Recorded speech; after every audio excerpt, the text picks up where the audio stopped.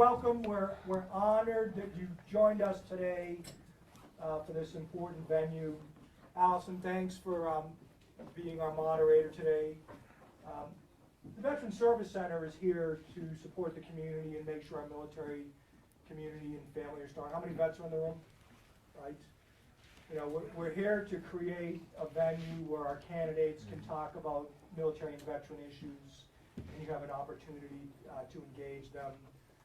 This is so important to me and my staff because we believe that our military and veterans make such a big impact in this community, and especially when you have an opportunity to engage in an election, it's hugely important. I'm going to give a quote from Franklin Roosevelt. FDR said, "Nobody will ever deprive the American people of the right to vote except the American people themselves. And the only way they can do that is not vote." So thanks for being here and showing an interest in this very important election. Candidates, you know, Teddy talked about the arena. So thanks for getting into the arena. We all know how challenging it is and the sacrifices that we have to make. So thank you for being in the arena and giving us an opportunity to engage you. Why is this important to us? Just a reminder to the candidates and to the veterans. This district, the 5th Congressional District, is the largest contingent of both active duty and military in the country, not just in the state. It's the home of 5 military installations.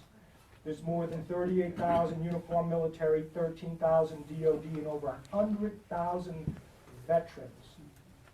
Space Command calls this its home. The National Space Center is here. Space Operations Command is here. Space Warfighting Analysis Center. Home of over 200 aerospace defense companies, along with 100,000 national security professionals. Almost 50% of the local economy is related to defense. So this is tremendously important to us. We know it's important to you. We're glad you came, and I'm privileged to host this at Mount Carmel. If you have any comments or questions about what we're doing here at Mount Carmel at the end, my staff will be here. If you did not get food or a beverage, it'll still be available when you're done. And I'm sure the candidates will hang around to talk to you. So, Allison, thanks for moderating. We really appreciate what you and your team do. I'll turn it over to you. All right, good evening, everyone. Thanks so much for joining us here at Mount Carmel this evening as we hear from candidates for Colorado's 5th Congressional District. I do want to lay some ground rules for decorum for everyone in this room. This event currently is being live streamed on KOAA right now. And for the sake of this program, I ask that you refrain from clapping, yelling, cheering, throwing any hand gestures until the very end of our program. I'll give you an opportunity to applaud and cheer then.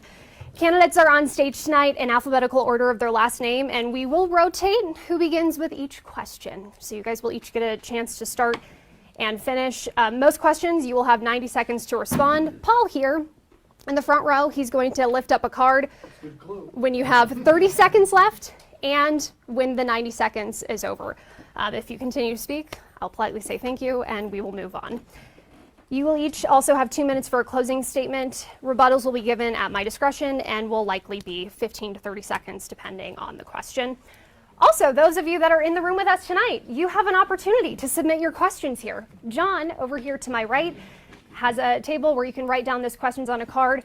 Gonna be honest, we may only get to a couple of them just because we have a pretty packed program here tonight. So without further ado, let's go ahead and get started.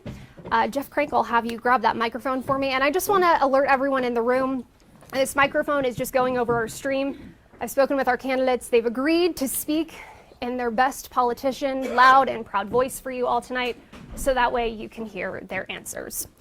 So let's get started. Jeff, as Bob mentioned, Colorado's 5th Congressional District has a large active duty and veteran population. What do you see as the most pressing issue for the military community, and how will you address it in Congress? You have 90 seconds. Well, first of all, thank you to Bob and to the Mount Carmel Veterans Service Center. This is such a great facility. I sit on the El Pomar Pikes Peak Regional Council, and we help give grants to this organization, and I'm really proud that we do that, and proud of what they do in this community.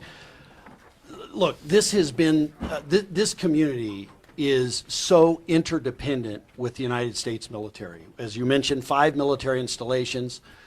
And I will just tell you, I have spent the last 30 years working on these issues. I sat through trying to help us keep Fort Carson open through 2 rounds of base closure. I helped write the legislation that created the Military Family Housing Privatization Act, which built a lot of the new houses down in Colorado Springs at Fort Carson, and have been involved both from the congressional side, where I worked as a staff member, but also from the community side when I worked at the Colorado Springs Chamber of Commerce. Very, very important. I will make this a priority. I've been endorsed by the chairman of the House Armed Services Committee, Mike Rogers, because he knows that I will put our military installations and our veterans first. And next we'll hear from River Gasson. Again, most pressing issue for the military community and how you'll address it in Congress. Well, thank you for this question, and I want to thank everyone for being here, and I want to thank the Mark Carmel Center for hosting this today. This is very special. Colorado Springs has a huge veteran population, and the biggest issue we face is health care. In addition, we also need to make sure that there are benefits for those who are on disability and those who deserve their pensions. The first thing I want to do when I get into Congress is pass the Major Richard Starr Act. This will make sure that we have pensions, full pensions. Those who have disabilities will also be entitled to those pensions as well. One of the things that makes Colorado Springs great is the fact that we have so many veteran resources here. It's the reason why a lot of veterans come here to retire. I love that about Colorado Springs, and I want to make sure that each and every single veteran here has the resources they need to thrive and have the ability to have the life that they deserve, the dignity and the respect that they worked for. And that's very important to me. My grandfather was a Vietnam War veteran, and I wanted to make sure that everyone here has the same life and liberty that he had and is able to thrive just as he did. Thank you. Chris Mitchell. Thank you very much. What I see is that it's undeniable that we have a lot of military capabilities here. We have several bases here, and we have capacity for taking care of our veterans here. But the other reality is we are in competition with other cities across this nation. Huntsville is one, Albuquerque is one, the list goes on and on. So in order to keep us vibrant and growing in those capabilities, we just, what I feel is we don't need to always be worrying about, is someone going to leave? We need to make sure people stay with respect to our military capabilities here. And so what I feel is most important is that there's a unified front, is that the congressperson will be working with the city and the commissioners of the city to keep us competitive. That is a very important thing for the future of this city. And that resides, the key is in economic growth and also our infrastructure and growing the current programs that we have in a way that makes sense. Thank you very much. We'll now hear from Katrina Nguyen. Again, most pressing issue for the military community, and how do you plan to address it if elected? Okay. First off, thank you for hosting this, and thank you to the other candidates. I and many other people are relying on us to really bring us forward into, a bright, vibrant future. So, I have to be honest, I don't know enough about what the military community really needs, but what I see is I think that we need to make sure we're when it comes to international conflicts, we need to make sure that we're getting involved with the right ones, because we don't want to unnecessarily put our military communities at risk.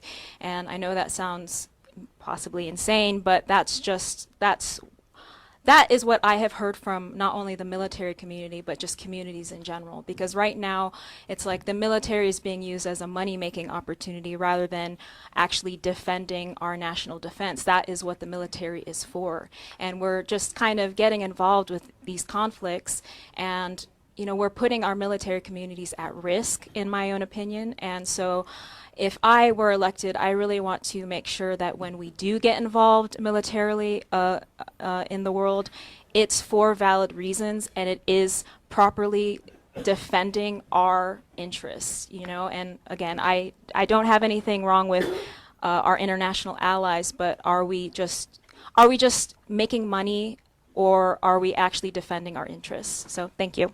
Thank you. And next we'll hear from Joe Regan. Well, thank you, and thank you all for being here today. And as a veteran, this is part of my lived experience. This is what our family has gone through. Mount Carmel is the solution of what we're looking for. I've worked with military communities across the country to implement change, to make sure that we're taking care of soldiers. And this goes well back into my time in active duty.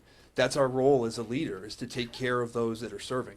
And Mount Carmel does that because it breaks down barriers to care. And whether you're talking about affordability in the housing markets, whether you're talking about health care, it's programs at Mount Carmel where there is no wrong door. And so often, anyone that's tried to clear a post knows that story. How many times you walked into a room and, nope, this isn't where you do that. We need to build a culture in this community, and we have it here at Mount Carmel, of no wrong door. When someone comes somewhere, they have to find the answer there. And so that's the culture that we need to build across our DoD and veteran communities. And I think that the example that we have here at Mount Carmel is a wonderful example that we need to bring forward to the rest of the nation. All right, and Dave Williams, most pressing issue for the military community, and how will you address it in Congress? Sure. I think the most pressing issue for our community and, of course, across the nation is Joe Biden himself. This is a commander-in-chief who has lost the ball. He is focusing on things that the military is traditionally not supposed to be focused on. Instead of defending America and defeating the enemy and making sure that we have a strong national defense, we have a Biden administration that wants to focus on a woke agenda that indoctrinates our soldiers into thinking that we can have women be men and men be women, or we somehow can prioritize the needs of illegal aliens and those who are crossing our borders illegally over the needs and wants and desires of our military families. There was a recent government accountability report that was highlighted by Republican members of Congress and even the Heritage Foundation, where $2.5 million went to housing illegal aliens across this country. And they also discovered that our military families, active duty military families, are not getting the resources they need for adequate military housing, and that they failed their own Department of Defense standards for privacy and safety. Ladies and gentlemen, if we want to help the military, the best thing we can do is re-elect Donald Trump. And Donald Trump, as the only endorsed candidate on this panel by Donald Trump, you can count on me to work with him so that we can get our focus back on national defense and away from diversity, equity, and inclusion, all the nonsense that is hindering our operational readiness and ability to defend our country. All right, and Dave, keep that mic. This next question will be directed at you first. This election could revive the debate about the home of Space Command headquarters from Colorado Springs to Huntsville, Alabama. Do you believe Space Command belongs in the Springs? And if so, what will you do to keep it here? You have 90 seconds. Yeah, you bet. Look, Colorado Springs is the best place to have Space Command. There's no question about it. That decision that was made, while it was the right decision, it was made for all the wrong reasons. Just because we're a blue state and just because Joe Biden wants to reward Democrats in Colorado doesn't mean that we should be sacrificing our principles to keep it here. Again, as the only candidate who's been endorsed by Donald Trump, I'm in the best position to talk with Donald Trump to ensure that that decision stands, not because of some woke ideology or bad abortion politics, but because we want it on the merits, because we have the highest concentration of military and veteran populations that we can pull from to have a strong presence so that we can continue the work of defending our nation and making sure that we're the best in the world. And I do want to just ask one clarifying question, because you have in the past said that you would be happy to have Space Command be home in Alabama. You mentioned you want that decision to be based on merits. Do you believe the decision has been based on merits? You have 15 seconds. I think we can make Space Command home here in Colorado based on our merits, but if we're doing it so that we can kill unborn babies, I'm never going to go along with that. I'm not going to sell out my principles just so that Joe Biden and others can get cheap political points for themselves. We can keep it here without having to kill the unborn. An audience, please refrain from speaking during the forum. Thank you. We'll move on to Joe Regan. I want to extend the question to you as well. Does Space Command belong in the Springs, and what will you do to keep it here? You have 90 seconds. Yeah, absolutely. So my last active duty assignment within the U.S. military was actually working with Air Force Space and Missile Command. Not here in Colorado Springs, but it gave me an extremely in-depth knowledge of the very special capabilities that we have in this community. Going forward, as an analyst with the Defense Intelligence Agency, I've actually written the assessments that looked at the future of what technologies that we're going to need to make sure we maintain space superiority. Those capabilities reside here in Colorado Springs, and I've got the knowledge that goes into making sure we make a strong case for that. Now, when we talk about merits, one of the reasons that the Air Force pushed back on having Space Command here was about cost of living. And we do need to make sure that we're addressing the housing instability. We need to make sure that that BAH is keeping up with the costs so that when soldiers are coming here, that they're able to live and thrive in our community. And right now, that's not the way it is, and that's a real challenge that we'll have to address. Katrina Nguyen, same question to you. Yeah, I mean, I don't have a question. Yes, Space Command belongs here, and not only do we have we have the capabilities here. We have a lot of intelligent people here. This is a great location, and I mean, I just don't have any doubt in my mind that the answer is yes. And if I were elected to Congress, I mean, what can I do? Just yes, it belongs here. Our leaders are all united on that. Republican, Democrat, this is the place for it to be. So that's simple answer, but I don't really know what else to say. So. All right, and Chris Mitchell, you have 90 seconds to talk about where Space Command should be. Okay, thank you very much. I believe it should be located here, and I'd like to extend my first answer, is that I can give you working examples. There's several startup companies that support DoD operations here in Colorado Springs. And if you look on their website for open jobs, 80% of them are in Huntsville, and only 20% of them are here. And what that tells me is they're focusing capabilities to support DoD where they can find the skilled labor. And we need to change that. So it's not just a macro level decision made by, say, a DoD committee. It is actually a wooing and a presenting to DoD decision makers that your community, this community here, is viable both in terms of economic growth, but also the workforce. And we need to keep working on developing innovative companies here that will support these DoD capabilities and make it more attractive. Thank you. River Gasson. Thank you. I really love this question, and thank you for this.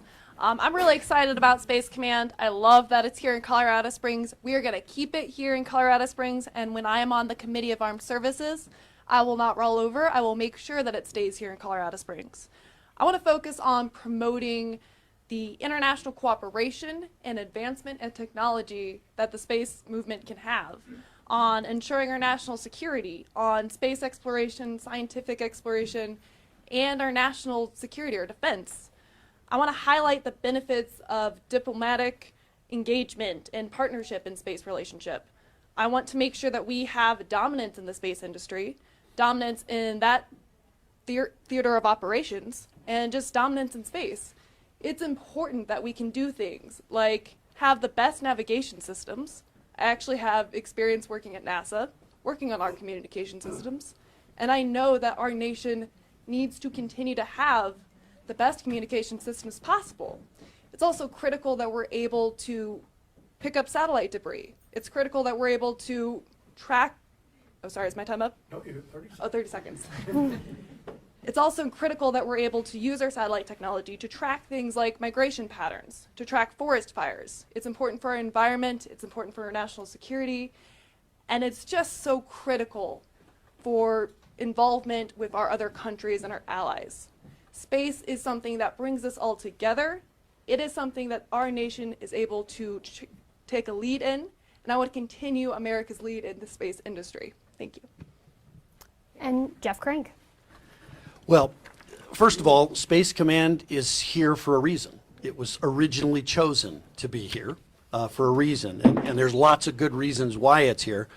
It is a bad decision to move Space Command. It's a bad decision for the taxpayers, and it's a bad decision from a national security standpoint. The commander of Space Command wants it to stay in Colorado Springs. It should be a national security decision and not a political decision.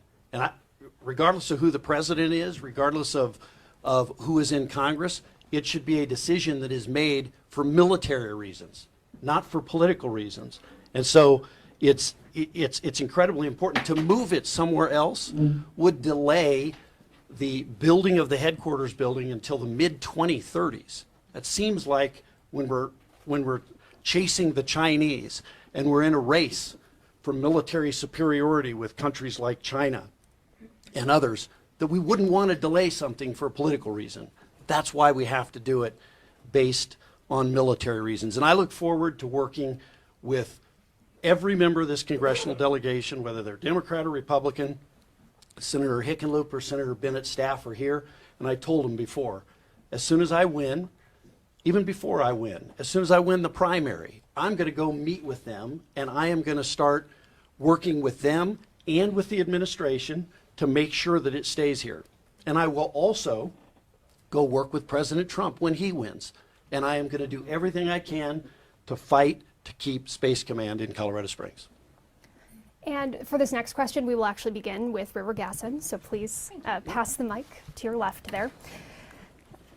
We have heard from many local veterans here at News 5 about their challenges to get appointments through the VA system. Some patients telling us they've waited months to get into some of these appointments.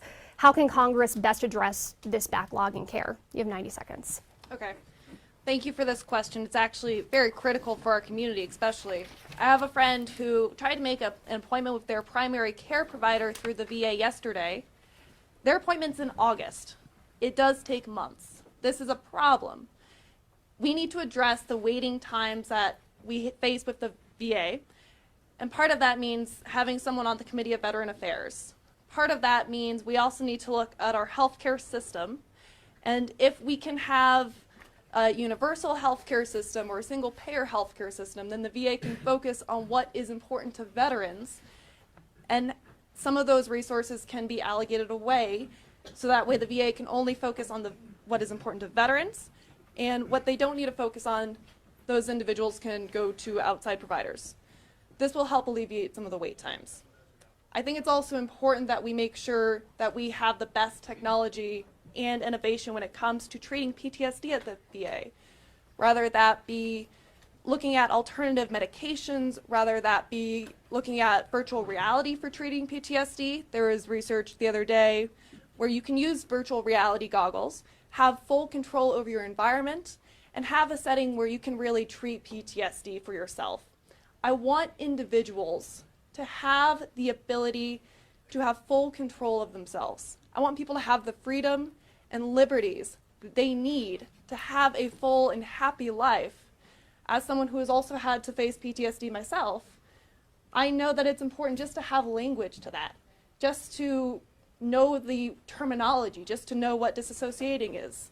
That's important, and it is essential to have that head start on the healing process. Thank you. And Chris Mitchell, same question to you. Okay, that's a very interesting question, because as a problem solver, usually you want to look at root causes. And in my mind, that the government is very inefficient at mapping what I call successful business models or operation models into actual implementation for the end user. And so, for example, I'm going to give it a working example. There's a Tunnel to Towers is an evolving veterans advocate group, and they're making strides forward monumentally. And it's a working example of how you can have a operations model, business model, but government is terrible at translating that type of model over into the government realm. And so before we start talking about the fine details of how you fix a problem, first you have to look at the top-down problem of solving why is the organization set up in a certain way, where are the inefficiencies, and how to improve those. And politicians are terrible at doing that. They just sign a bill and they don't consider the ramifications. So I figure that as an engineer, if I was elected to this office, I would take people to task over, I don't want to know what you just want to ram through Congress. I want to understand the ramifications and how this is actually solving the problem or the situation that we're aiming to solve. And so that is my promise to you, that not only in this realm of veterans services and affairs, but across the board, that's the approach I would take if elected to Congress. Thank you very much. All right, and we'll continue with Ms. Nguyen. Okay, I am a proponent of more privatized options for veterans, so they can choose what is best for them. And I mean, I know that our healthcare system has a lot of issues, for anyone, but I think that we can expand more privatized options for veterans. And as far as alternative options for PTSD or honestly any sorts of healing, I know many veterans who they get acupuncture, or they get certain types of massage therapy, and we need to expand those opportunities, I believe, because we all have different avenues for healing, and we can't keep it in a bubble. So that's my approach. I'm open to expanding more privatized options, and that's my approach. So thank you. Mr. Regan, you have 90 seconds. The question was about wait time specifically, right? Yes, specifically addressing the backlog for getting VA appointments. Yeah, that's what I thought, because there's a couple of parts to this that make a lot of sense. The first thing we need to do is when soldiers are transitioning or service members are transitioning out of the military, we need to make sure that part of that TAPS process is getting them into the VA system right immediately. When people delay that process, they delay their claims, it only further prevents them from getting access to immediate care. It creates gaps in that care. There's a technical component to that as well. We need to make sure that the DoD healthcare system is connected directly with the VA health system. And there's problems that continue to exist throughout that process. When we look at community care is a valuable tool to help us manage all of those elements of making sure that a veteran is able to connect with the right resources. The problem is that a lot of providers that don't have experience working with military don't know to ask the right questions. And so while, yes, community care is an important aspect to help reduce those wait times, especially for specialty care, when it comes to primary care, we need to make sure that we have the resources in communities like ours, but especially rural communities, where veterans are able to go to that individual and have that provider ask the right questions. When you look at things like the PACT Act, that have now added exposure for toxic substances as a precondition for service. A normal healthcare provider is not going to ask a 42-year-old male like me about prostate cancer. I'm getting there, but I'm not there yet. But because I was exposed to toxic substances over in Afghanistan over the course of 2.5 years, that increases my risk. Only a VA provider is going to know to ask those questions because it's very specific to my healthcare and my experience serving in the military. And so when we build these systems, we've got to make sure that we're crossing that line of having access to care with also making sure that the VA is still able to do its job to connect that veteran with the resources, the healthcare resources that they need to make sure they're able to thrive. In Congress, another component to that is we need to make sure that we're paying providers what they deserve. Right? These are doctors, and we need to come up with novel programs, especially to push VA providers into rural communities where there's a healthcare desert. A lot of communities like ours are great. We have access to the resources here. Rural communities are really struggling, especially where veterans are outside of that 30-minute time limit. And how do we get VA providers out there? And sometimes that's going to require, I think, some novel approaches to how we can work with private industry to have a VA-associated healthcare provider in private hospitals as well. All right. Mr. Williams. Yeah, this is something that's near and dear to my heart. I grew up in a military family, and I witnessed firsthand the injuries that service members face, visible or otherwise.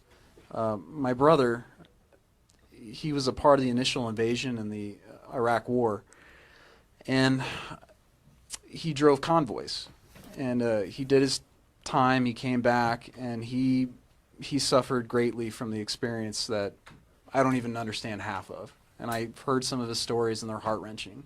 One of the things that stuck with me is that when he got back, he felt the need to barricade himself within his room because he was afraid the enemy would get him.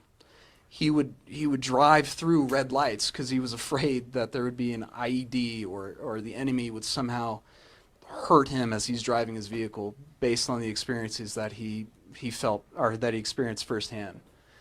So when it comes to reducing wait times and getting the care that, quite frankly, our veterans earned and deserve through their time of service, I'm going to do everything that I can to make sure that happens. I think there were some great suggestions here. I think, expanding coverage through private providers or through VA providers and doing whatever we can to make sure that red tape is cut and empowering individual folks to get that care that they need and working with veteran service centers. That's what I'm going to do. We're going to have direct staff for the congressional office working on this issue, and in Congress we're going to push programs and services that make sure that no one gets left behind in the care that they deserve. Thank you. And I'll go ahead and have you pass the mic down so then we can get to Mr. Krink to answer this same question. Again, patients saying they've waited months for appointments. How can Congress best address this backlog? Yeah, 90 seconds. You bet. It's a supply issue. It's a provider supply issue, and it's government imposed. I've spent a lot of time talking about this and trying to help break that government imposed barrier. The federal government and the VA has failed veterans on this. We just hit the 10-year anniversary of the Phoenix VA scandal, where a bunch of bureaucrats who work for the VA were trying to keep their jobs and cover their butts. And because they did that, veterans died. Veterans literally died, and the VA, people weren't fired at the VA for that. Well, guess what? Congress took some steps. First, they passed the CARE Act. And then second, that wasn't enough, so they came back in and they passed the Mission Act. And the Mission Act, which President Trump signed into law and was passed by Congress, was revolutionary. It did what school choice does in schools. It says, we're not the experts on what's best for veterans' health care. The veteran is the expert on what's best for them. That if they choose to go outside and get community care, they should go get it. And I'll tell you what, the VA has consistently thrown up barriers for veterans. Time and time again, they want to keep people trapped in that VA system. They want a single-payer, government-run system, and they want to prove it by trapping folks into that VA system. How about letting veterans decide where they want their care, opening up community care, and letting the veteran choose that rather than some bureaucrat at the VA? And Congress needs to hold them accountable for that. And this next question will just be for both Chris Mitchell and Katrina Nguyen. So we'll pass that. We'll start with you, Chris. You'll have 90 seconds for this question. As a third-party candidate, many argue people running for office in your position tend to just split the vote. How do you plan to attract voters while up against the major parties? Very interesting, because I'm watching in Congress the two major parties self-destruct right now. And also that the seat we're up here basically interviewing for is open. So statistically, I have a better chance of winning now than I ever have, because it's an open seat and both major parties are in disarray in the United States Congress.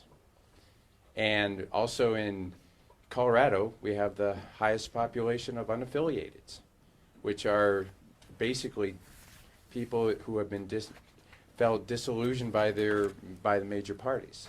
So I feel that my run as a third-party candidate is not wasted, nor is it a what I call a spoiler.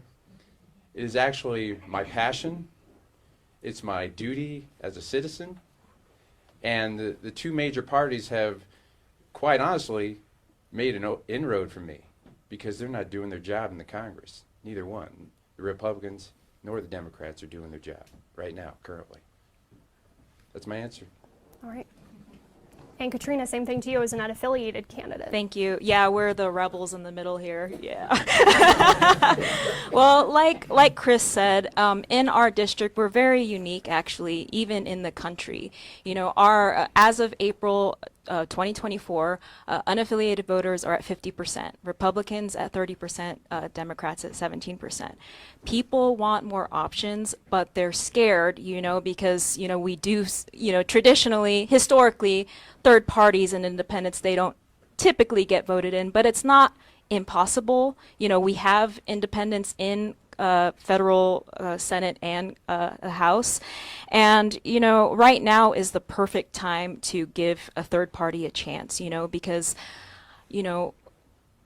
we see that the major parties are being bought out. They're representing lobbyists instead of, the people, the American people. We need people in there that aren't bought out, who are listening to the people, who care about the people, and they're courageous enough to run outside of a major party, because this is hard work. We're not getting the donations that the major parties are getting. We're out here, I'm out here, busting my butt. And, so you want someone like that in Congress, because we're out here fighting, without being paid, so it's like if we got elected, we would just do so much more. So that's my answer. Next question will be just for Joe Regan. During your nomination speech at the Assembly, you mentioned a need to pass the bipartisan immigration bill. Recently, El Paso and Douglas counties filed a lawsuit against the state over laws they say prevent local authorities from working with federal authorities. Do you agree with that decision to join the lawsuit, and what role should counties play when it comes to addressing immigration? You have 90 seconds. Yeah, so first of all, yes, I 100% believe that we should pass the bipartisan bill that the MAGA Republicans specifically, have tanked. This was the best compromise that we've had in decades when it comes to actually solving the immigration crisis. And if we really want to be serious about that, then yes, we need all law enforcement officers to be part of it. When I was stationed at Fort Huachuca, which is about 15 miles from the Mexican border, I saw firsthand the cooperation that went on between Homeland Security, between ICE, to make sure that we're keeping our borders secure. Strong borders are absolutely a necessity. That shouldn't be a question. But how we address that and how we make sure that we're addressing the humanitarian crisis that's driving that, I think is a point of contention. And I think, the MAGA Republicans that are in Congress today have shown time and time again that they're not interested in coming up with solutions, whether it be Veterans Affairs, whether it be immigration. They're not serious about solving these problems. And so, yeah, we absolutely need our communities to be fully engaged to solve this problem, but we need to go further as well to make sure we're doing so in a compassionate way as well. All right. And I do want to give River Gasson the opportunity, your primary opponent, for a 30-second rebuttal on your response. Would you mind repeating the initial question that was asked, Joe? Do you agree with the lawsuit that El Paso and Douglas counties have joined on to, and what role should counties play when it comes to addressing immigration? That's a very good question, and I do appreciate it. I actually have a friend that I grew up with as a child who came here from Peru when she was 4 years old. She learned Spanish as a second language, that way she could be more connected to her roots. Because even though she lived here for decades, it took her more than 2 decades after she was married to an American, had children here in America, studied law here in America, works here in America, to become a citizen of the United States. And she is as much of an American as everyone else. Thank you, River. 30 seconds for rebuttal. Okay. 30 seconds is short. It is. Jeff Crank, this next question will be directed specifically to you. You've received support from Americans for Prosperity Action. You've long worked for Americans for Prosperity organization, which is backed by the Koch brothers. Why should voters believe you'll represent their interest and not those of billionaires? You have 90 seconds. Well, because I've been in this community for 30 years, and I've first of all gone out and fought for liberty and freedom with that. What I've done with that, through Americans for Prosperity, is fought to defend the Taxpayer Bill of Rights in Colorado. We've sued the governor over the gas tax to try and stop the gas tax and those sorts of things. But in addition to that, I've been here for 30 years. People know me from my 14 years on the radio. They know who I am and what I stand for. And so that's why people should be there. I have more support, financial support, and I have received more financial contributions into my campaign from Colorado Springs than anyone else in this race, guaranteed. You can go look at my FEC report and it'll prove it. I have more endorsements in this community than anyone else in this race has, in any party. they're the folks that I'm going to represent. That's who I'm going to represent, flat out.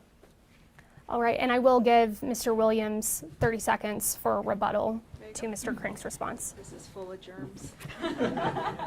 That's all right. We'll try and get some hand sanitizer for you all at the very Well, look, I am the America First candidate running in this race that's trusted by Donald Trump.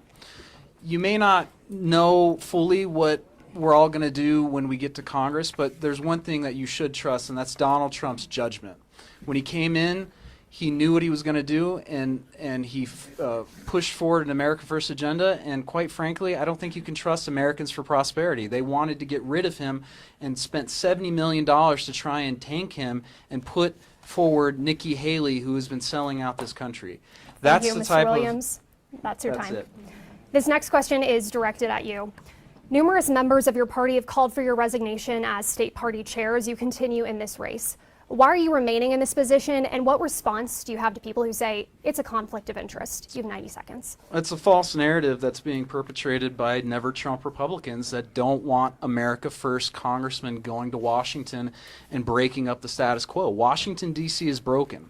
And so whether it's Americans for Prosperity, whether it's weak Republicans that are belly aching because we're actually going in a conservative direction that's going to support Donald Trump, these things are why you're seeing this upheaval. Because if I go to Washington, D.C., I'm going to be working for you, not some outside group, not some Koch brother billionaires, not folks that are going to sell you down the river like they have been doing. Just recently, Washington, D.C., under House Republicans, passed a $1.2 trillion omnibus spending bill that had the priorities of Democrats. That's what they want to continue doing. They don't want people like me getting in there and saying no more and fighting against them. So no, there's no conflict of interest. I'm not getting out of this race. And quite frankly, Donald Trump is the only one that trusts me to continue on, not only in this race, but also as party chairman, because we're going to do the work for him and make sure that all of you are represented with our America First values. And we will go ahead and pass the mic down to the end of the line. I do want to give Mr. Crink 30 seconds for a rebuttal on this as well. Yeah, well, first of all, I've endorsed Donald Trump. I endorsed him in 2016. I've endorsed him in 2020, and I supported him and endorsed him and voted for him in 2024. So, but look, it's pretty simple. Of course, it's a conflict of interest. It's just the same kind of conflict of interest that what would Donald Trump do if he walked into a courtroom and the judge and the prosecutor were the same person? The system's rigged. You're rigging the system. When you get to control it and you get to say, I'm going to control all the money for the party. Mr. Crink, thank you. Okay. Your 30 seconds is up. This next question will be directed at River Gasson. You list addressing student debt as one of your key issues on your campaign website. The White House recently released a new plan to forgive some student loans and accrued interest after the most recent proposal was struck down by the court. Where do you stand on this newest proposal? And if this fails, how will you try and gain support to pass legislation addressing the cost of higher education? If elected, you have 90 seconds. Okay. Thank you for this very important and critical question, especially for our economy and especially for our generation, the younger generations. Part of what is important to me is education, right? So for me and my family, education was our ticket to a better life. Unfortunately, the cost of higher education is coming at a higher and higher price, and the ability to get into the middle class is shrinking. What I want to do is help Joe Biden forgive our student loan debt, because while a lot of people might feel like, we don't want to forgive all of the student loan debts because why should I pay for someone else's tuition? Sure. But what if I told you that the interest on student loan rates are more than 20% for a lot of students, and that you're paying more than double what you actually took out? Loans that you agreed to when you were a teenager. Is it fair to have to pay double what you actually borrowed? What I want to do is forgive the interest that has accrued on a lot of student loan debts. Because for me, I feel like it is critical that we can actually have a thriving economy, that individuals can save for a home, that they can save to start a family, that they can save to start a business, that they can save to have money to put back into the economy, to be consumers. And right now, these crushing student loan debts that are hundreds of dollars a month per student, that is impacting 20% of Americans. This is stopping us from being consumers, from having the American dream within reach. So I do want to forgive the interest rate that is billed on our student loans. If you've already paid off the principal. River, thank you. Oh. All right, and I do want to give 30 seconds to Mr. Regan for a rebuttal on this question. Again, do you agree with this latest proposal? What should happen in Congress? You know, my thoughts on it really come back to, listen, I use the GI Bill to get my education. So I've seen the economic benefit that exists when you don't have college loans sitting over your heads. Do I believe in just blanketly paying them off? That doesn't really sit well with me with that sort of a handout. But how can we give a hand up to folks that are struggling with student debt? And I think that's the question that we want to look at. When we talk about VA healthcare, how can we use student loan repayments as a way to encourage more people to get involved with the VA healthcare system, to go out into rural communities and practice whatever trades they might want to. So I think it's those types of things that have that tit for tat that we can actually have Thank you. an economic benefit. So. All right, I'm going to have the mic go to Mr. Mitchell now for this question. And this question will be extended to all candidates as well. An effort is underway right now to oust House Speaker Mike Johnson as he's moving forward with a funding plan in multiple bills to aid Israel, Ukraine, and Taiwan, as well as a border security bill. Would you vote for these bills in their current form? You have 90 seconds. The answer is I would vote for aid to Taiwan and aid to Israel, but I would decline aid to Ukraine. And I would decline the aid to Ukraine solely on the basis that we're throwing money down a rabbit hole with no accountability. And and Ukraine is not a proven ally. I keep hearing on the news how they're an ally. They're not an ally. And any supposition that is put out by lawmakers about what Putin may or may not do is just that, it's supposition. So they base funding Ukraine on a supposition without true facts of knowing what's really going to happen 10 years from now or 6 months from now with Ukraine. But there's no accountability with Ukraine. So I support Speaker Johnson. I feel that he's a very well-guided man in terms of his morals and his sound judgment of lawmaking. But there's a few things I just have trouble with, and Ukraine funding would be that. And we'll go to Katrina Nguyen next. So the question was, would I vote for these in their current forms? Correct. And the answer is no. I'm sorry. I'm very staunch on the money that we're sending, around the world. I don't really approve of it. I think a lot of it can be, I have no problem with us supporting people around the world, but I don't agree with how we're spending the money. I think that we can invest in, negotiation and conflict resolution, support, and not, all the other ways that we're sending money over for. I think that money can be used here, and I don't support what is going on right now. So, Mr. Regan. Yes, I would 100% support those bills. We absolutely have to make sure that we're taking care of our allies. When you look at what happened when the U.S. brought together European allies and started funding Ukraine, that sent a strong message to Vladimir Putin. It sent a strong message to Beijing that the U.S. was not going to tolerate that sort of worldview. We need to remain strong and show those that want to do us harm that we're willing to stand up to do what's right. As America, this quote-unquote America first nonsense that people keep talking about is putting America last. We're putting ourselves at risk, and that's hurting us. And what you see in these bills is common sense lawmakers coming together in the middle and recognizing the fact that we have an important role to play in this world. And by supporting our allies, we're sending that across the world that we are serious about maintaining safety and security across the globe. We are telling Beijing that no, you cannot invade Taiwan. And when we start to buckle under that pressure, when we start to say, no, maybe we don't want to do that, we're sending a message to those that want to do us harm and says, you know what, go ahead, try it. So let's be weak on Vladimir Putin. So people that are opposed to it are those that want to appeal to Vladimir Putin and let him be the one that's running the show. That's not the world that I grew up in. That's not the world I want my kids to grow up in. And Mr. Williams, you have 90 seconds. Sure. The best thing we can do to solve all these crises is to re-elect Donald Trump. When he was president, we didn't have these crises. We didn't have this perception of weakness on the world stage. Joe Biden is the reason we're suffering right now.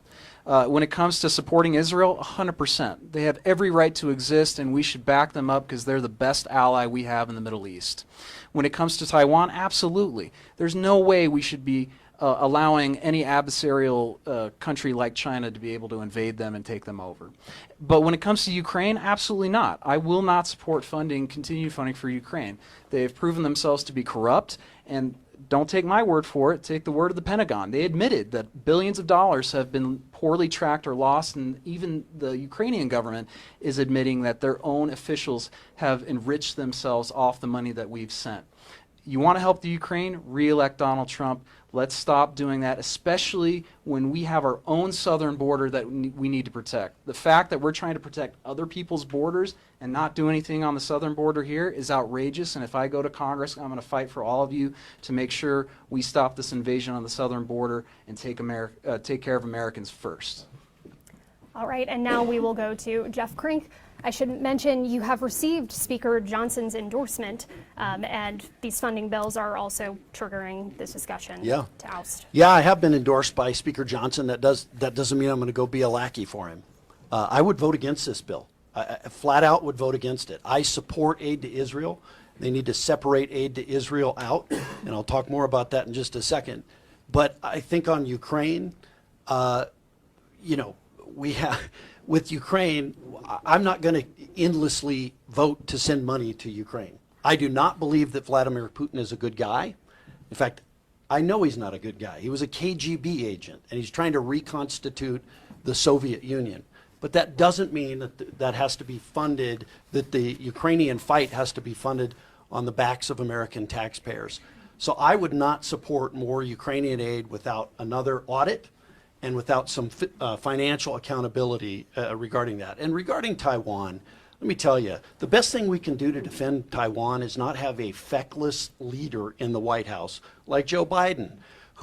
We need somebody who is going to stand up to China. And I will tell you, President Trump did stand up to China on a lot of issues, on many issues. And I think if he were president now, Taiwan wouldn't have the threat that it has. It's only got a threat hanging over it because of our leader right now, who allows the premier of China to do what he wants.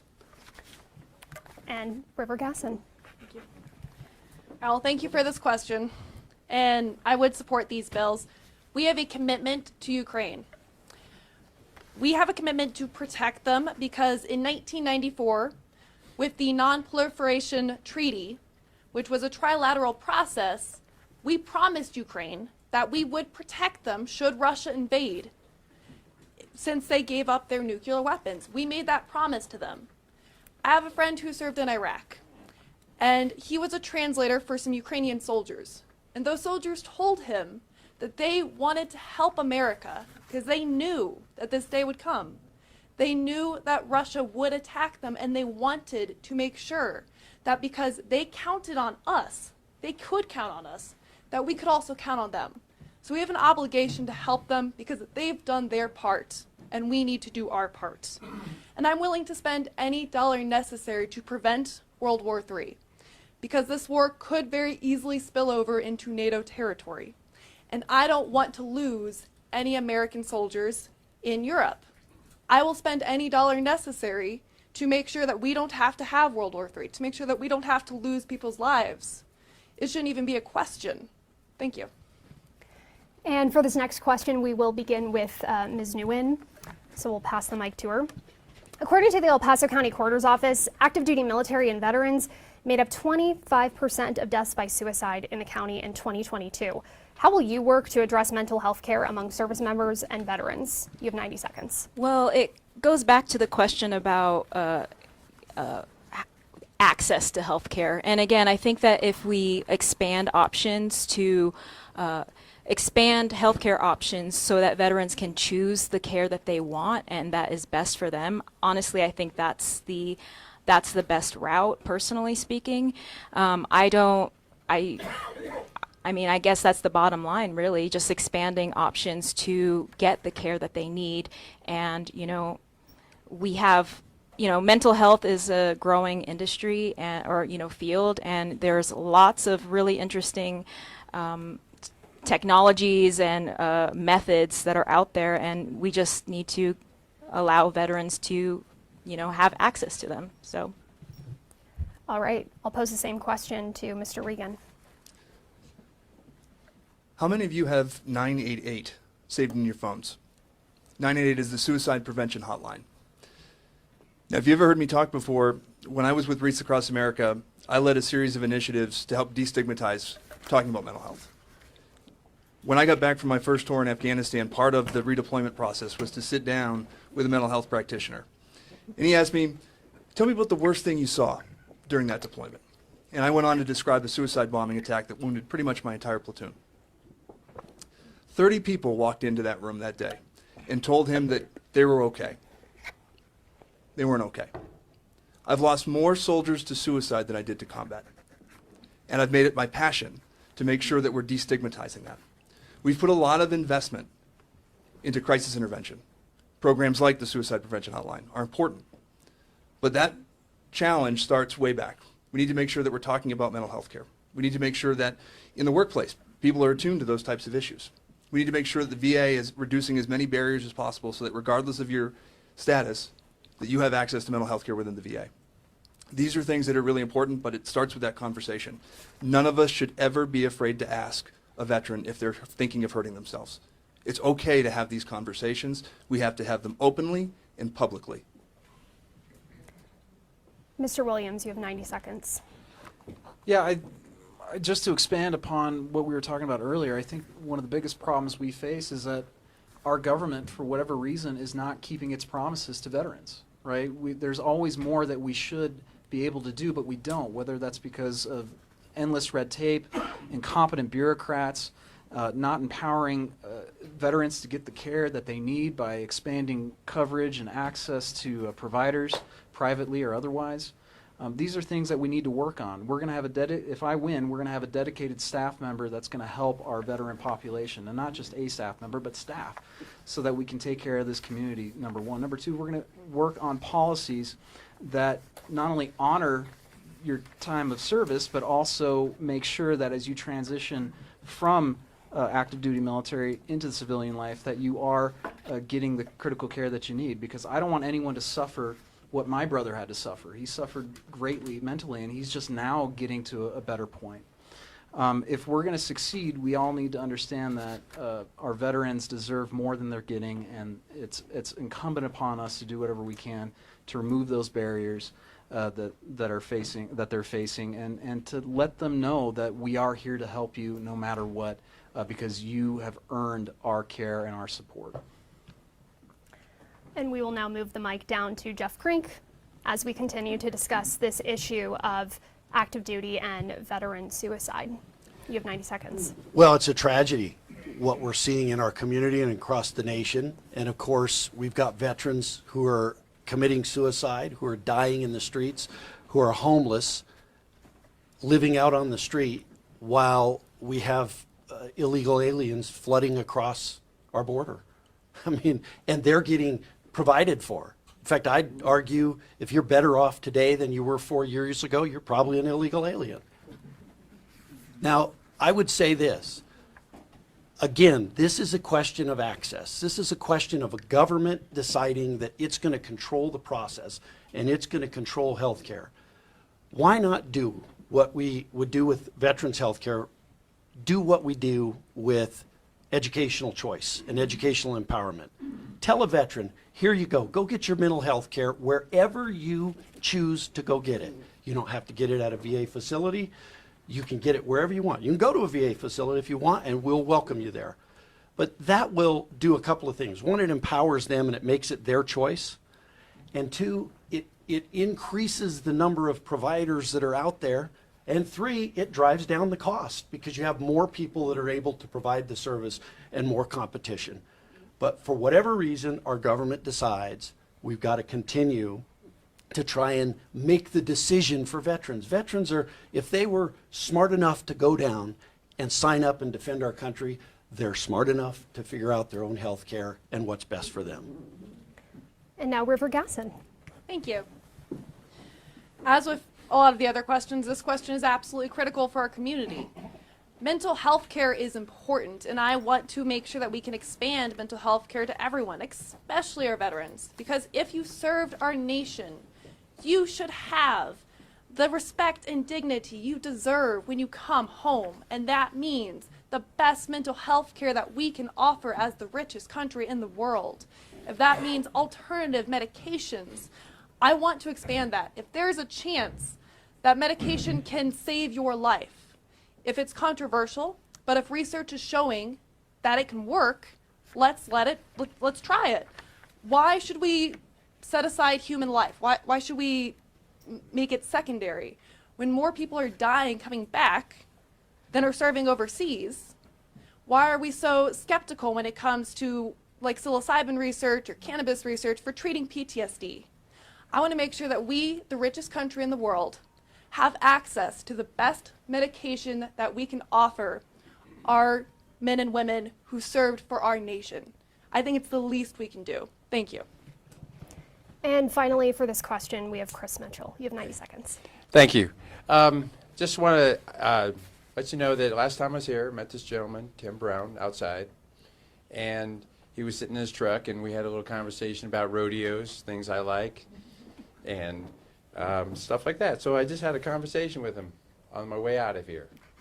And sometimes that's what it takes, is showing concern and care for veterans. We have a president who doesn't do that.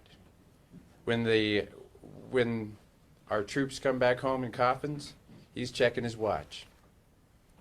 And when these people need a place to live, he's, like Jeff was mentioning, the immigrants have first dibs. So we need to elect not only people to Congress, but people at every level that are going to fill in the gaps here. I talked earlier about translation. There's working models on how to address these issues out there, but government's terrible at translating those models into the government realm, like I said. And we need someone at a higher level who thinks, say, up at this level, and is able to translate those visions, if you will, to the details of implementation. And so what I'm suggesting or driving at here is not only each one of you making a difference, but people like me or someone up here who gets elected to Congress making a difference. It's all of us. And that's where this problem really gets solved. People feeling like they're Mr. wanted Mitchell, and thank you. accepted. Okay, this next question we will begin with Mr. Regan. So we'll pass the mic to your left there. And this question, spinning a little bit off of an audience question here. Several candidates tonight have mentioned Congress being broken. Specifically, we want to know, how will you work across the aisle, not just with members of your own party, to get legislation passed? You have 90 seconds. Yeah, so before becoming a candidate, I've worked with organizations across the country that are used to promote values-based leadership, to bring people that really understand how the value of compromise and bring that back into the political spectrum. There's so often that we wind up with believing that we have to have someone that's always far right or far left. The majority of Americans sit somewhere in the middle. They want to see compromise. When I go out and talk to voters, when I go talk to all of you, we want government that's working for us. We want representatives that represent our interests and our needs, that listen to us. They don't want people that are out there trying to put the party above what's right. They don't want people that are out there that are putting their own personal ambition above representing the people that put them in office. And for me, those are the types of folks that I've been working with. I want to work with organizations like the Problem Solvers Caucus that are out there actually finding solutions to the tough problems that we need government to solve. Government isn't the solution to everything. Don't get me wrong, but there are areas where government needs to function properly, and we need people that are willing to put what is right over what they believe for their own personal ambition. So. And Mr. Williams, I have to ask, because you have called some members of your own party rhinos when you've disagreed with them.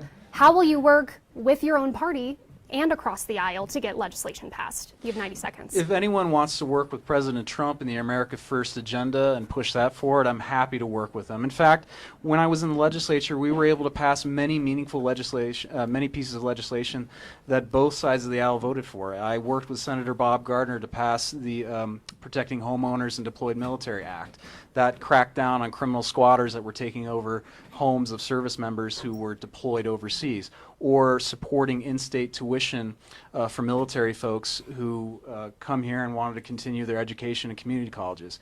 There are lots of things we can work on, but what we need to do is we need to start throwing the bums out of Congress who are not working for us, but instead working for outsider groups or dark money groups for an agenda that works for them instead of all of you. One of the biggest problems we have in Washington are politicians who say one thing and then do another. It's the hypocrisy that's killing this country, and we need to start electing people that aren't afraid to take on the tough fights and actually serve all of you, because at the end of the day, whoever gets elected here today, and if it's me, I know exactly who I work for, and that's all of you, not some outsider, not some billionaire, and certainly not the Koch brothers. But I'm going to work hand in glove with President Trump to make sure that all of you are represented and the policies that we care about are advanced in the United States Congress. And we will pass the mic to give Mr. Crank an opportunity to answer this question. Again, how do you work with people in Congress? Well, Congress is certainly broken. I mean, I think everybody in this room could probably agree with that. Congress is horribly broken. I think the Republican Party is horribly broken right now. I mean, we have Republicans in Congress have, gone through speakers and overthrown them on the House floor and all kinds of crazy stuff. Look, you can still have principle and stand up for principle and vote against the speaker or against the leadership without being disagreeable and wanting to always be out there and be the Twitter king or go on Fox News and show everybody, how popular you are. We need people who are going to go to Washington, D.C. and do the work. We don't need show horses. We need work horses. And look, there's some things I will not compromise on. There's lots of things. I'm not going to compromise on the right to keep and bear arms, as an example. That's a God-given right. I'm not going to compromise on it. But look, I spent time there and in Washington and here working to try and make Colorado a better place. I remember working with Pat Schroeder, the Democrat from Denver, to try and keep Fort Carson open and keep Fitzsimmons Army Hospital open. I'm going to go work with the folks who work for Michael Bennett's office and others to work for Colorado, for the good of the citizens of Colorado. And that, to me, is common sense. You can be principled and you can still work with other people. I'm going to work with anybody to do good. That's going to be my motto. That was actually the motto of Frederick Douglass, who worked with Republicans like Abraham Lincoln to eliminate slavery. He said, I will work with anyone to do good and no one to do harm. That's my motto. And River Gasson. Thank you. Well, I'm here because I want to represent all of our constituents, not just Democrats and not just Republicans. I want to represent everyone. And part of why I feel like a scientist is needed is because we worked on solving problems and we search for solutions. We look for data. We look for empirical evidence. And it's important to make decisions and study every bill carefully and not make decisions based on partisan consideration, but on data and on empirical evidence, on the type of things that scientists are used to doing. This is why you want someone with a research background in our legislation. I won't sacrifice America's future because of partisan considerations. And I will carefully study any bill that comes across my desk because I want to make sure that we take care of everyone in Colorado. I will unite all of Coloradans and all of Americans because I want to make sure that everyone's mortgage is paid for. I want to make sure that everyone can pay their rent. I want to make sure that the problems that are going on in your life, that what is stopping you from thriving, I want to make sure that they're addressed. And I feel like empathy is needed to lead all of that, and science is needed to lead all of that. Thank you. Okay, and obviously with our third party and unaffiliated, question's going to be just slightly different. But how do you plan to work together, being in a minority, and get things passed? You have 90 seconds. Actually, being in the minority is a very good place to be. actually, because you don't have what I call, for example, independent or a minor party here in Colorado. You don't have a big party machine pushing on you all the time to do things. You can think for yourself, basically, and you can be more autonomous in your decision making without a big party boss, so to speak, demanding that you vote a certain way. So I look at my position in terms of being an engineer over the last 35 years. You always have to learn how to listen first, and then listen to both sides of it. Say you have, interpersonal problems on a team or in a group, you have to learn to listen to all sides and then make an objective decision. And so I'm both pragmatic and objective. I'm not going to go to Congress and be emotional and bounce all over the place based upon some party agenda, but it will be more pragmatic in nature. That's the way I am as an engineer, and that's the way I will be if elected to this office. I'll be pragmatic. And I believe the only way to be practical in anything is to first get all the facts laid out, and then see where you can go with those facts in order to achieve a goal that you've set. That's being a pragmatic person. Pretty simple. All right, and Ms. Nguyen. Thank you. This is easy for me. I've always been an independent. I have just always loved people, and I am a learner. I'm also very skeptical. So if anyone comes at me with their stance, I'm skeptical no matter who they are. And what that does is, you start to learn more. You educate yourself on these topics. And when you do that, and you have all the facts, you can start talking to anyone wherever they are on the spectrum. And it really comes down to our Constitution. That is what we are, that is our guideline. So really it comes down to, if it's right by the Constitution and right by the American people, it should be a no-brainer, really. I know we do have differences on how we get to those, those outcomes. But yeah, this is easy for me. I mean, I have Democrat friends, Republican friends, and I managed to make it work, even though we might have different opinions. But I've learned to communicate to people in a way where they understand the other side's point of view. So I've had some people who are they don't want the border more secure. They don't want the border shut. But it's like, if you explain it to them in a language they can understand, it's like, okay, this makes sense. And I truly believe it's one of my gifts. I'm not just saying that for you to elect me, but it is something Katrina, I'm thank good you. at. So. All right, please pass the mic to Mr. Williams. And just for the sake of time, I want to make sure everyone has their full 2 minutes for closing statements. So this question, we're going to make the clock just 60 seconds for each candidate. How fun. Okay, and this question actually comes from Mount Carmel. Food insecurity and high rent affects veterans and our lower enlisted soldiers. It is a problem seen often here at Mount Carmel. How will you work toward helping provide more basic needs security for military personnel and veterans? Yeah, I mean, this is an important question. The Department of Defense has gone through, I believe, 6 audits from the Government Accountability Office, and they have failed 6 times. If any one of you had failed an audit with the IRS, you'd be in jail. The problem we have in the Department of Defense is that we are allowing fraud, waste, and abuse, and if we're going to make sure that any of those resources or budgets are working for our members of our military so that they can have an increase in their housing pay or any other benefit, then we can do that by simply holding accountable the Department of Defense and making it more transparent for everyone. When we're lean, mean, and more efficient, it's going to help not only the taxpayers, but those who serve us. Thank you, Mr. Williams. We'll go to Mr. Regan next. You have 1 minute.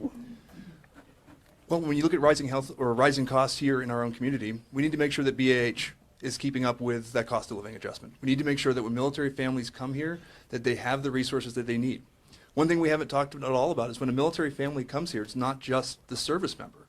That spouse, that military spouse, is bringing with them a unique amount of experiences that can contribute to our economy. Too often, those military spouses aren't able to work because their licenses aren't able to translate over state lines. We need to make sure that we're supporting the entirety of the military family, and that comes to addressing the core root of what's driving up the housing costs. It means that we need to make sure that military pay is keeping pace with inflation, and we need to make sure that BAH is keeping up with what the cost of living is here in the community. That's how we take care of soldiers. That's how we make sure that this is the best grouping of installations to be stationed at in the country. All right. Ms. Nguyen, you have 1 minute. So lowering food costs is actually one of my main platform issues, and something I really want to focus on. This would not only help veterans in the military community, but everyone. Is we have an insane amount of food waste in our country in the food industry, and I mean it's pretty bad. I mean I think like 60% of I would say like the statistics was like 119 million tons a year. They're just, rotting away in, crap, I'm missing the word, sorry. But basically what I want to do if I'm elected is I want to work with food industries to help streamline their productions, because what happens is when they're wasting so much food, they're hiking up food prices so that they can make a profit. And that's not only detrimental to the buyer, it's actually detrimental to these industries because they're wasting money on labor. Thank you, am I Ms. done? Nguyen. Okay. Mr. Mitchell, you have Thank you. 1 minute. So once again, I'm going to go back to what I've said previously here tonight, is that I'm a top-down person in terms of looking at cause and effect in a system or in an organization. So I'm going to talk to this question more from the high level, is that once again, we need to look at what works, whether it be in the private sector or in other government sectors, on how to run an efficient, clean operation in terms of what are the objectives of that organization, define them, and make sure that we are meeting those goals. And so without goals, you can't hit the target. So if I'm elected to Congress, my goal is to make sure that for the Veterans Affairs and for these issues we're talking about, housing, mental health, et cetera, service, wait times, all those translate back to top-down operation of an organization. It needs to be cleaned up. Thank you. And optimized. Mr. Mitchell. All right, River Gasson, you have 1 minute, again, talking about addressing basic need security for military personnel and veterans. Well, I'm going to go ahead and state the obvious here. We all need food and nutrients in order to live. And I think that also includes our veteran population, who should absolutely have everything they need to thrive, not just live. Now, my first degree was actually in economics. I want to support Keynesian economic policies to make sure that we have the supply necessary to meet the demands of our people. We need to make sure that we're efficiently growing food. We need to make sure that the cost of eggs are reasonable. And that means addressing the supply chain issues. That means addressing how much grain we're actually able to provide for people versus provide for other animals. We need to make sure that we have everything that we need to serve every human being in the United States. We need to make sure that we have the food for ourselves. Supply and demand issues are how we are going to address the root cause of inflation. And we need to make sure that our veterans are taken care of with that as well. We need to make sure that they have all of what they need, because food is a basic necessity. Thank you, Ms. Gasson. And housing. All right, and Jeff Crank, you have 1 minute. Well, here's a reality check for us. $35 trillion in debt, our federal government is. And again, we have to decide whether we're going to pay salary increases for soldiers or whether we're going to keep letting people flood over the border and not deal with that. And for me, we've got to have folks who are going to go to Washington, D.C. and fight for salary increases for soldiers. I'm endorsed by the chairman of the House Armed Services Committee. He's going to do everything he can to get me on that committee to fight for those pay increases for soldiers. That's what this is an issue of priorities. We have to understand that. I will point out, I don't want to get too snide here with my Democrat friends, but Joe Biden's defense budgets aren't prioritizing the men and women in the military, and they are not prioritizing defense over non-defense discretionary spending. He is spending more money increasing the size and scope of government when outside of a defense. When you do that and you have $35 trillion of defense, you start squeezing the soldier. Thank you, Mr. Crank. All right, we will now be moving into our closing statements for the evening. We're in the final 12 minutes of this. As a reminder, candidates, you have 2 minutes. So Paul here, he's going to give a 1 minute. So that means you have 1 minute left, and then 2 minutes, and that means you're done. So 1 and 2. All right, we will begin with Mr. Crank, please. Okay. Well, again, thank you to the Mount Carmel Veterans Service Center for hosting us. I appreciate it. Thank you all for coming and attending. It means a lot to me that you come out and you listen. Sometimes we have events and there's 2 or 3 people who show up. So it's always great to have you show up and care about these issues. Look, America's at a crossroads. Our borders being flooded right now, and we have a president who chooses not to fix it. A president who chooses not to fix it. We talked about our military and having to deal with the cost of living. Guess what's driving that? Too much government spending. A president right now who after COVID put his foot on the gas pedal and spending too much money. That causes inflation, and that causes Americans to have to make choices. So we've got to send people to Washington who are going to slow down the spending, who are going to vote against bills in Congress and challenge this president, and hopefully we'll have Donald Trump in. And I will challenge him if he has too much spending in his budgets. So we have to send people who are going to go there and take care of the size and scope of the federal government and really prune it back and prioritize the number one thing that our Constitution lays out as a responsibility of the federal government is the defense of this country. And we talk about the importance in this community, but the importance to America of us having a strong national defense to deter our enemies who want to do harm to us, who don't like our freedom, who don't like our capitalism. We have to stand up, stand for our men and women in the military, help them do their jobs, and keep the peace. Thank you. River Gasson, your closing statements. Thank you. So as we conclude here, I want to extend a very heartfelt thank you for all of you guys for being here and for doing your part in the democratic process. I also want to thank the Mark Carmel Veterans Services for hosting us here. And I want to thank you guys for watching at home, and I want to thank you for moderating. I was born and raised here in Colorado, and it's an honor to be here tonight to represent the place that I've always called home. I come from a long line of educators, and for my family, education was our ticket to a better life. While my research career started at NASA, I also dedicated much of my life here in Colorado Springs, at the University of Colorado in Colorado Springs, both as an alumni and as a teacher. Growing up during the recession, however, I remember when my parents lost their home, and our family struggled to stay afloat. They were temporarily renting while supporting 2 growing kids, and for that was a low point for my parents.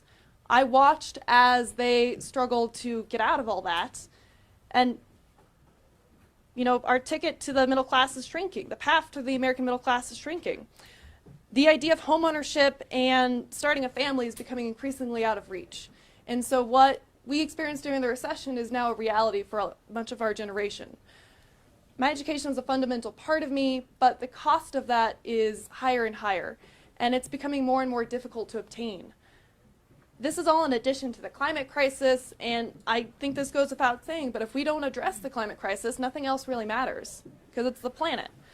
Even, at the end of all of this, I just want to say that I understand the flaws of what is going on. I have a plan to fix everything, and I will do what needs to be done. I'm River Gasson, and I will represent all of you in Congress, because we need representation right now more than ever. Thank you. Chris Mitchell. Thank you very much. Thank you for coming out tonight. I think we had a good time here tonight. Basically, the country is in peril. In summary, the country is in peril. We have a president that is a Marxist president. He's socialistic in every sense of the word, and he's destroying our traditions. He's destroying your livelihood, your economic vitality. He's trying to redefine what we've all held true, is that we love our country. And he tries to redefine our traditions and just ram it in our face. I'm not running for president, but I am running for Congress, because likewise, the Congress is in peril. We have 2 parties They can't get anything done. I'm going to quote Representative Chip Roy from Texas. Last year, he said, "What am I going to tell my constituents when I go home?" And they couldn't answer that. And because the Republicans aren't bringing it home. They're not getting the job done. I'm an ex-Republican, been an American Constitution Party for 2 years. And Dave, I'm also America First, by the way. So if I'm elected, I will also work and support Donald Trump if he's elected to office. You can take that to the bank. And as a third-party candidate, sometimes you're wondering where we stand on things, so I just defined it for you. Thank you very much. All right, Ms. Nguyen, you have 2 minutes. Thank you. I just want to, again, thank Mount Carmel, thank you, Allison and KOAA, and thank the fellow candidates. I just want to say, you know, I really just want to focus on improving the quality of life for Americans. And, you know, there are a few things that I really want to focus on, you know, if I'm elected. And I got cut off when I was talking about the food industry, but, you know, food is so essential. It affects us all. And, you know, well, let me backtrack. I truly believe that, you know, we are in trouble right now. We have lots of problems. Our government is insane. And we really do need more people in there who they're not the average politician. You know, I don't have a background of politics, but I have a background of just caring for people and wanting the common good. I want to see the common good, you know, I want to see that. So I want to work on, you know, thank you.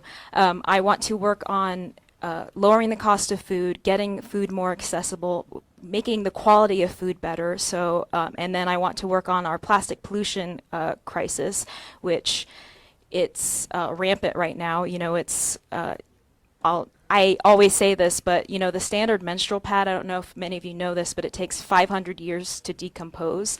And as it's decomposing, it's breaking down into microplastics and nanoplastics. And it's reaching our water, it's reaching our food, and it's making us all sick. And so I know these are kind of weird issues, but these are things that can really truly improve the quality of our health, and it affects everyone. And I brought something interesting. This is a bamboo toothbrush, and you know, bamboo is actually the fastest growing plant on Earth. You know, why aren't we investing in more interesting technologies? Well, it's not even a technology, it's Katrina, a plant. thank you. Okay. Mr. Regan, you have 2 minutes. Well, like everybody else, thank you so much for being part of this conversation. It's so important that we have people that are engaged in democracy. And for me, defending democracy is extraordinarily important. It's literally what I've dedicated my life to.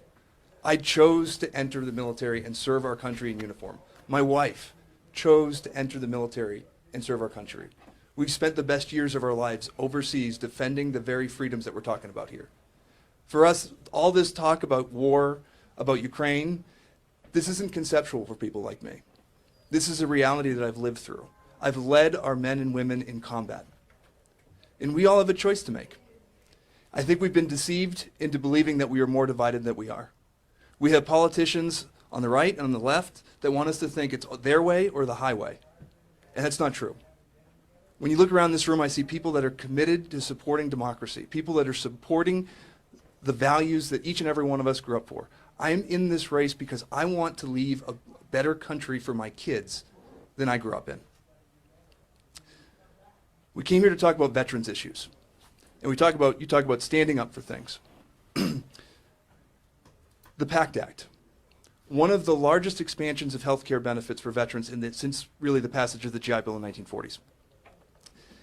It allowed veterans from all ages, whether you are a Vietnam veteran who suffered from toxic exposure to Agent Orange, to nuclear waste as part of your service in the Navy, to burn pits like me in Afghanistan. It enabled us to get access to the health care that because of the injuries that we received as a result of the service to our country. When I talked to Doug Lamborn about passing that bill, his response to me was that it was too expensive. It was too expensive to provide health care to veterans injured as a result of their service to our country. That's what people are standing up to. That's what the Democratic Party is standing up to do. That's what I will stand up to represent Mr. Regan, in Congress. thank you. Mr. Williams, your closing statements. Washington, D.C. is broken. We have $35 trillion in debt, and we have hundreds of trillions of dollars in unfunded liabilities. We are literally bankrupting our children's children's children's children. We don't have any more money, but yet politicians in both parties, Democrats and weak Republicans, are doing everything they can to help out their special interest groups or lobbyists that they're connected with, and it's all off your backs. It's all at your expense. The biggest problem we have in Washington are hypocrites and politicians who say one thing, they campaign on one thing, and then when they think you're not looking, they do the exact opposite. Those Republicans, those Democrats certainly don't support my campaign. In the weeks to come, you're going to see a barrage of nasty campaign ads that are designed to try and trick you into thinking that maybe you should go with another candidate. What you should be concerned about is who Donald Trump thinks is best equipped to help him succeed and advance the America First agenda. In 2016, when he got elected, his biggest hindrance wasn't the Democrats. It was the weak Republicans in Congress that were stopping him from making the reforms that we needed to make in order to get this country back on track.